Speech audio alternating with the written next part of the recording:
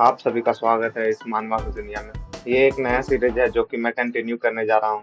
तो इस कहानी की शुरुआत में हमें एंटेरिस एम्पायर को दिखाता है जो कि आग में जलते रहता है। और वहाँ पे बहुत सारे ड्रैगन और अलग अलग तरह के मॉन्स्टर जो रहते हैं वो पूरे एम्पायर को तहस नहस करते रहते हैं। और वहाँ पे बहुत सारे मिलिट्री के सोल्जर रहते हैं, उन लोग को भी वो जान से मार देते हैं। तभी हम लोग को फिर एक ओल्ड आदमी को दिखाया जाता है जो कि घोड़ा पे बैठे रहता है और बोलता है कि उन लोगों ने हमारा कम से कम मिलियन ऑफ मिलिट्री सोल्जर लोग को जान से मार दिया, वो डीमन। तभी उसके पीछे एक नाइट आता है, वो बोलता है कि सर 2 मिलियन लोग तो सिर्फ जान से मरे हैं, उसमें से बहुत सारे मैजिशियन थे और 3 लाख जो है वो इंजर्ड है अभी। और वहां पे और भी हम लोग को मिलिट्री और सोल्जर लोग को दिखाया जाता है जो कि बोलते रहता है अब जो डीमन किंग है इस बार पूरी तरह से मर जाएगा, वो हम लोग को पूरे दुनिया को अपने रंग में रंग दिया है। और वो इविल डीमन जो है वो हम ही लोग के हीरो के हाथ मरेगा। और एक बंदा रहता है, वो धन्यवाद करते रहता है मैजिस्ट्री विजडम को। फिर हम लोग को हॉल ऑफ एप्सिस को दिखाया जाता है जो कि हार्ट ऑफ डिमोनिक पैलेस है। और फिर हम लोग को एक हीरो को दिखाया जाता है जिसका नाम एलेक्स रहता है। और वो डीमन किंग को बोलते रहता है कि अब कोई भी और तुम्हारा शैतान नहीं बचा, और अब तुम्हारा भी समय आ गया है कि तुम भी अंधकार में चले जाओ। और उसके साथ 4-5 और भी हीरो रहते हैं। और फिर हम लोग को वो डीमन किंग को दिखाया जाता है जिसका नाम ग्रिफिन हार्ट रहता है, जो को इम्पेरर है एंड्रस एम्पायर का। तभी फिर हम लोग को एक स्वॉर्ड लिए बंदा रहता है जो कि स्वॉर्ड सेंट है साइरस। वो चिल्ला के बोलता है कि डीमन किंग, हम लोग तुम्हें जान से मार देंगे और ये जो अंधकार का जो राज है उसे पूरी तरह से खत्म कर देंगे। तभी वो डीमन किंग बोलता है कि ये बहुत ज्यादा शर्मिंदगी की बात है, मैं जो हूँ इस एम्पायर को खड़ा करने में बहुत ज्यादा मेहनत किया और तुम लोग जो हो इसे डार्कनेस ऑफ एम्पायर बोल रहे हो, और तुम्हें नहीं पता है कि यहाँ पर भी सूरज उगता है। और तभी वहां पे मार्शल आर्ट किंग टेस्लॉन को दिखाया जाता है। वो चिल्ला के बोलता है कि यू डीमन, तुम यहाँ पे बहुत सारे अपने तरह और डीमन को ग्रो कर रहे हो, इससे तुम पूरे एम्पायर को तबाह कर दोगे और सारे लोग को डीमन बना दोगे।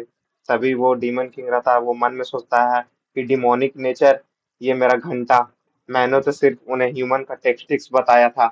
और मन में सोचता है कि मैंने तो सारे डीमन लोग को तो सिर्फ रहने का ढंग बताया था जिस तरह से ह्यूमन रहते हैं, और वो भी अपना रहने सहने का ढंग सीख चुके थे। और क्या ये गलत है? फिर वो डीमन किंग बोलता है क्या तुमने मेरे चारों सबॉर्डिनेट को पहले ही हरा दिया?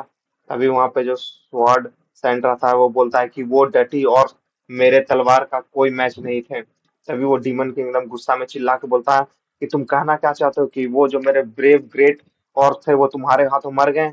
और फिर वो मन में सोचता है कि यहाँ कुछ भी हो जाए, वो जो ऑर्क रहते हैं वो बारबेरियन की तरह लगते हैं और वो अपने जैसे स्पेसीज को कभी बिट्रे नहीं करते हैं। और वो बहुत ज्यादा इनोसेंट भी होते हैं।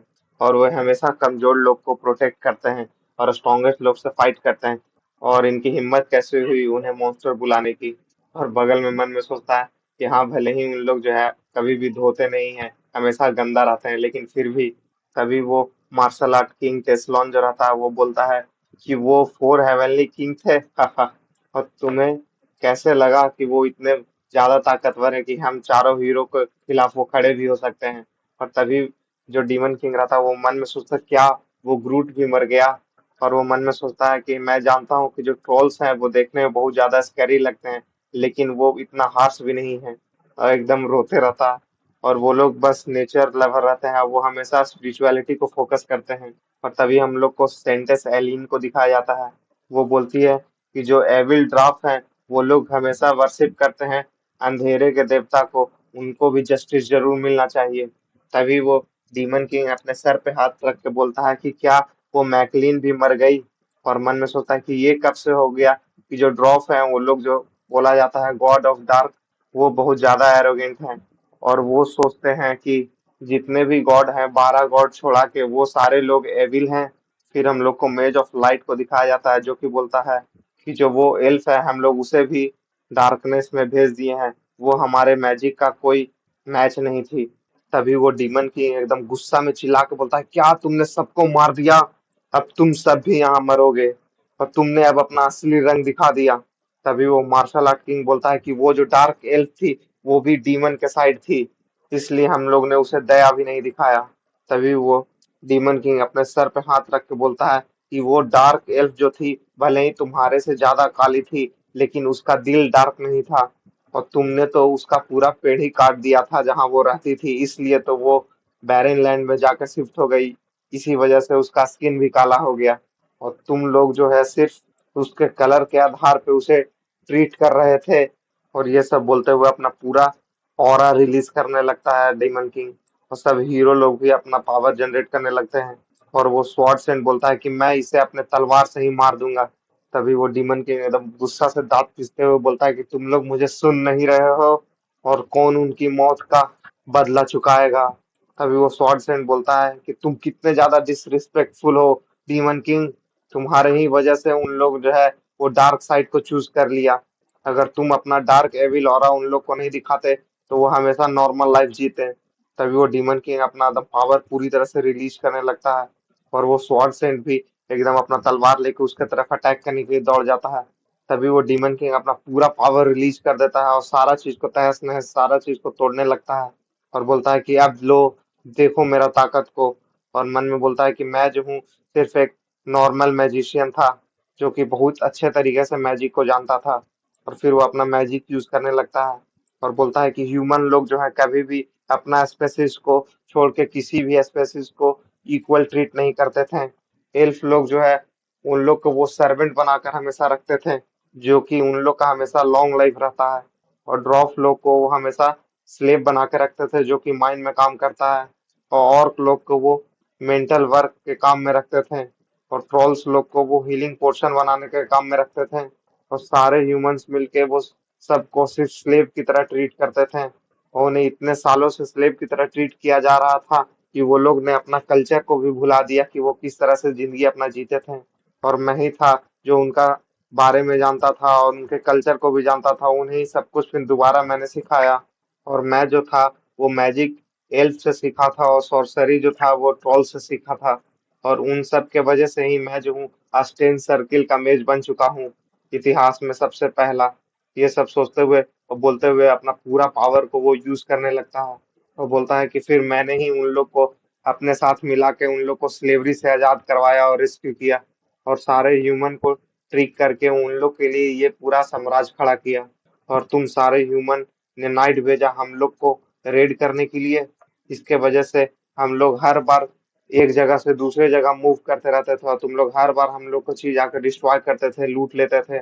और इसी तरह फिर हम लोग ने भी फाइट बैक किया और उसके बाद सारा लैंड को ले लिया और फिर अपना सिटी बिल्ड किया। और वो उसी तरफ बढ़ते गया जब तक वो एंट्रस एम्पायर नहीं बन गया। और मैं सोचता था कि ह्यूमन जो है अब हम लोग को कभी भी अपने लाइफ में इंटरफेयर नहीं करेंगे, और उन लोग के साथ हमेशा अच्छा रिलेशनशिप बनाऊंगा। लेकिन ये होगा ये मुझे बिल्कुल पता नहीं था। और दिखाया जाता है कि सारे एल्फ ट्रॉल्स और सब कोई मरे रहते हैं। खंडर बना रहता है उसका पूरा शहर। और फिर वो डीमन किंग पूरी तरह से गुस्सा में आके बोलता है कि मैं अपना एम्पायर को बचा नहीं सका, लेकिन मैं अब अपने एम्पायर को प्रोटेक्ट जरूर करूंगा। फिर वो अपना अटैक को चार्ज करके हीरो लोग की तरफ फेंक देता है। और वो जो स्वॉर्ड सेंट रहता है उसको इतना ज्यादा गहरा चोट लगता है कि वो एकदम दूर फेंकाता है। तभी वो डीमन किंग बोलता है कि भले ही लोग तुम्हें बिल्कुल एकदम हीरो माने, जो कि तुम स्वॉर्ड यूज कर रहे हो मैजिक भी यूज कर सकते हो, लेकिन तुम्हारा मेरे सामने कोई भी मैच नहीं है। तभी वो मार्शल आर्ट किंग बोलता है कि एलेक्स। तभी वो डीमन किंग मन में सोचता है कि ये सिर्फ स्ट्रॉन्ग दिखाते हैं, लेकिन सचमुच में ये लोग स्ट्रॉन्ग नहीं है। और हीरोज लोग जो हैं वो सिर्फ स्टोरीज में सरवाइव करते हैं लास्ट तक, लेकिन असल जिंदगी में बिल्कुल नहीं। और फिर demon king martial art king टेस्लॉन की तरफ देख के बोलता है कि बस अब यही एक बच गया, जो कि आदमी जाना जाता है अपने ताकतवर फिजिक के कारण। और मार्शल आर्ट किंग भी अपना बॉडी को पूरा दम एनर्जी रिलीज करने लगता है। और वो डीमन किंग मन में सोचता है कि और सबको डिफीट करना ज्यादा मुश्किल नहीं था, लेकिन ये जो है ये ज्यादा डिफरेंट है। तभी वो मार्शल आर्ट किंगडम अटैक करने के लिए डीमन किंग की तरफ दौड़ने लगता है। तभी वो डीमन किंग एकदम दूर उछल जाता है और मन में सोचता है क्या ये इतना जल्दी यहाँ आ गया। तभी वो टेस्लॉन जो रहता है वो दोबारा अटैक करने के लिए दौड़ता है और डीमन किंग दोबारा फिर से पीछे उछल के चला जाता है। वो मार्शल आर्ट किंग दोबारा एकदम उड़ के अटैक करता है डीमन किंग पे, तो डीमन किंग भी अपना अटैक को रेडी करके उस पर अटैक करता है। और मार्शल आर्ट किंग चिल्लाता है कि अब तुम्हारा खेल खत्म डीमन किंग। जो मार्शल आर्ट किंग रहता है वो अपना हैंड से अटैक करता है सीधे डीमन किंग के हेड पे। इसके वजह से डीमन किंग का एकदम पूरा मुंह पिचक जाता है और मुंह से खून आ जाता है। और मार्शल आर्ट किंग भी डर जाता है, बोलता है क्या तुमने इसे ब्लॉक भी नहीं किया, मुझे लगा कि तुम इसे ब्लॉक कर लोगे मैजिक से। ये तो इतना एक्सपेक्ट कर ही सकता था डीमन किंग से। तभी वो डीमन किंग एकदम मन में सोचता है मुंह बनाते हुए कि डैम इट, मेरा रीढ़ का हड्डी भी टूट गया, लगता है मैं इसी तरह मर जाऊंगा। और मैंने सोचा कि अब मुझे इसे जरूर मारना होगा, लेकिन मुझे कोई और पॉसिबिलिटी नहीं दिख रहा है इसके सिवाय। तभी मार्शल आर्ट किंग उसके तरफ बढ़ने लगता है, और वो डीमन किंग बोलता है कि हाँ हाँ तुम जीत गए, बहुत अच्छे। और वो मार्शल आर्ट किंग बोलता है कि अब मुझे लगता है कि पूरी तरह से डिमोनिक कल से सब कोई फ्री हो जाएंगे। तभी वो जो डीमन किंग रहता है मन में सोचता है कि मैं गिव अप करना चाहता हूँ, लेकिन मैं कर नहीं पा रहा हूँ। और तुम चाहते हो कि ये डिमोनिक एम्पायर को तुम बिल्कुल फ्री कर दोगे और फिर से उन सबको स्लेव बना दोगे, यही तुम्हारा नेचुरल फेट है। और मैं इसे बिल्कुल एक्सेप्ट नहीं कर सकता हूँ, ये बिल्कुल पागलपंती है। फिर वो अपना मैजिकल आर्टिफैक्ट निकाल लेता है और बोलता है कि ये जो है आई ऑफ स्पेस एंड टाइम है, तो ये इतना ज्यादा पावरफुल है कि यहाँ तक जो 10 सर्किल के भी मेज होंगे और उससे ऊपर इसे तोड़ भी नहीं पाएंगे। तभी वो मार्शल आर्ट किंग एकदम चिल्ला के बोलता है कि क्या तुम करना चाहते हो। तभी वो डीमन किंग बोलता है कि ये जो है टाइम एंड स्पेस का रिग्रेशन स्पेल है, और बोलता है कि मैं इस स्पेल के मदद से समय में पीछे जाऊंगा और सारे चीज को सही कर दूंगा। और फिर वो उस आर्टिफैक्ट को यूज कर लेता है और बोलता है कि मैं नहीं जानता कि ये काम करेगा कि नहीं, लेकिन मैं एक चांस जरूर लेना चाहता हूँ। वो एकदम पूरा चिल्लाते रहता है दर्द से, और बोलता है कि मार्शल किंग अगर तुम्हारे अंदर हिम्मत है तो रोक दो मुझे। तभी वो मार्शल किंग एकदम चिल्ला के बोलता है कि यू डीमन किंग, उस पर अटैक करने के लिए एकदम उछल जाता है।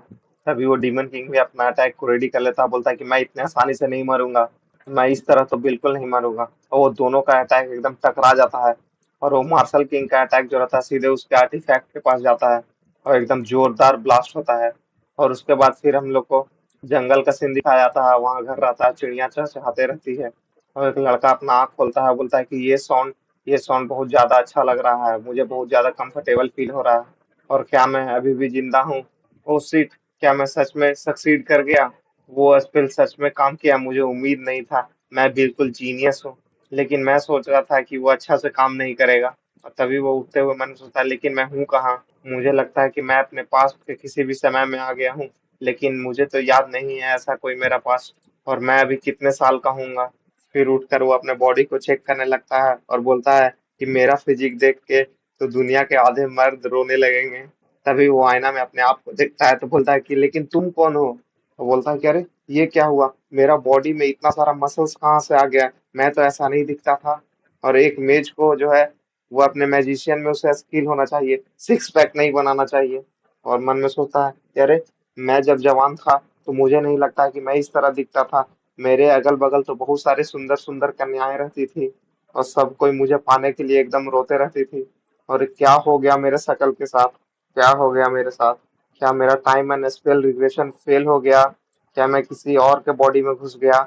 इसका मतलब कि मैं पास्ट में नहीं आया हूँ, और मुझे लगता है कि मैं अभी प्रेजेंट में हूँ और किसी और के बॉडी के साथ स्विच कर गया हूँ। फिर वो अपना आईब्रो को ध्यान से आईना में देख के बोलता है कि ये थिक ब्राउन आईब्रो, और ये स्टर्न बॉर्न माउथ, और ये टेंजेंशियल लुकिंग आईज, तो अगर मेरे थोबड़े में दाढ़ी आ जाए। फिर उसको अचानक से याद आता है तो मैं तो बिल्कुल वो मार्शल किंग की तरह दिखूंगा। और बोलता है क्या मैं वो टेस्लॉन के बॉडी में आ गया हूँ? तभी बाहर से आवाज आता है टेस्लॉन। और उसके रूम में एक और आदमी आता है, पूरा एकदम हट्टा कट्टा बॉडी बनाया हुआ, बोलता है कि सूरज बिल्कुल आसमान में उग गया है, तुम क्या कर रहे हो, अभी तक बाहर क्यों नहीं आए हो?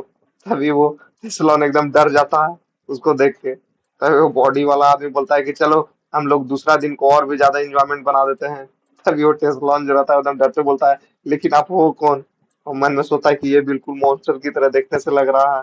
तभी वो बॉडी बिल्डर आदमी बोलता है कि तुम मुझे इस तरह से क्यों देख रहे हो, जैसे कि तुम मुझे पहली बार देख रहे हो। तभी वो टेस्लॉन बोलता है कि मैं बस इतना जानना चाहता हूँ कि मैं तुम्हें नहीं जानता हूँ, कौन हो तुम? तभी वो बॉडी बिल्डर वाला आदमी बोलता है कि यू टेस्लॉन, तुम इस बहाने को और कितने बार बनाओगे? तुमने ऐसा बहाना बहुत बार बनाया है एक्सरसाइज से छुटकारा पाने के लिए, अब तुम्हारा इस तरह का एक्सक्यूज ज्यादा काम नहीं करेगा। और उसको सर से पकड़ के एकदम खींचने लगता है, बोलता है कि चलो ट्रेनिंग एरिया में। तो वो टेस्लॉन चिल्लाते रह जाता है कि वेट वेट, क्या ट्रेनिंग? और मन में सोचता है कि इस सिचुएशन को देख के लग रहा है कि ये जो है वो टेस्लॉन का टीचर है, ये जरूर अपने टाइम का सबसे स्ट्रॉन्ग मार्शल आर्टिस्ट होगा। और फिर हम लोग को बॉडी बिल्डर के बारे में बताया जाता है जो कि वो है फॉर्मर मार्शल किंग ग्रेट कॉर्म प्रोटेस। उसके बाद फिर हम लोग को दिखाया जाता है कि टेस्लॉन को रस्सी से बांधा रहता है पूरा पेड़ में, तो वो बिल्कुल चिल्लाता रहता है कि excuse me old man, please please मेरी बात सुनिए। तभी वो बॉडी बिल्डर उसके मुंह में पट्टी बांध देता है, बोलता है कि चुप रहो, तुम आज बहुत ज्यादा बोल रहे हो। फिर वो बहुत सारा बांस का डंडा उठाता है, बोलता है कि चलो आज का ट्रेनिंग शुरू करते हैं। और वो टेस्लॉन का एकदम हालत खराब होता रहता है। और फिर उसका टीचर एकदम एक डंडा मारता है उसके पेट पे, और उसका एकदम प्राण छूट जाता है। और एकदम वो रोने लगता है, बोलता है कि व्हाट द हेल, क्या हो रहा है मेरे साथ। तभी वो टेस्लॉन का जो टीचर रहता है वो एकदम ढेर सारा अटैक उस पर करने लगता है। वो एकदम अपना शकल रोते हुए बनाते हुए सोचता है क्या मैं इसी तरह मर जाऊंगा। तभी उसका टीचर मन में सोचता है कि ओ, आज इसका हाथ और पैर बिल्कुल अलग लग रहा है, ज्यादा सॉफ्ट लग रहा है पहले से। क्या इसे सच में एनिमेसिया हो गया है? ये सब सोचते रहता है और इसको एकदम मारते रहता है। और मन में सोचता है क्या मार्शल क्लैंग का जिम जो है वो बहुत ज्यादा हार्ड वर्किंग है। और उसको मारते हुए सोचता है कि जो हम लोग का ट्रेनिंग शेड्यूल है वो बहुत ज्यादा सिंपल है। इससे तो आज तक किसी का भी शॉर्ट टर्म मेमोरी लॉस नहीं हुआ है।